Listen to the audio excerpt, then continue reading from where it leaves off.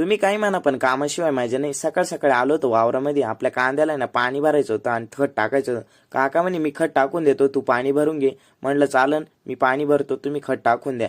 मग इकडे सकाळ पण भारी झाली होती आणि जसा मोबाईल वॉटरप्रूफ राहतो तसं मी ना जर्किंग घातलं होतं, म्हणजे स्वेटर.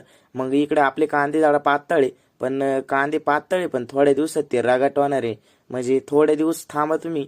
आणि इकडे पाणी पण जोरात चालू होतं आणि एवढं भारी दिसन होतं ना, का विषय नाही. त्यानंतर आलो संगनमेरला, जरा ड्रेपरी घ्यायची होती कारण गॅदरिंगचा कार्यक्रम आहे. पोरांकडून पहिली कॅश केली करकरीत गोळा आणि मगच दुकानात एंट्री केली. आपले सर्व मित्र परिवार आले होते आवर्जून, कारण त्यांना पण घ्यायची होती.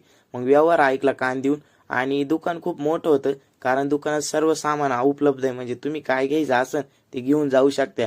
मग व्यवहार झाला, चहा वगैरे घेतला आणि मयूरनं तर पहिले चहा संपवलं होतं. त्याला म्हणलं काय, मग भाऊ जरा हसला आणि छत्रपती शिवरायांची ना पहिले ड्रेपरी ट्राय केली.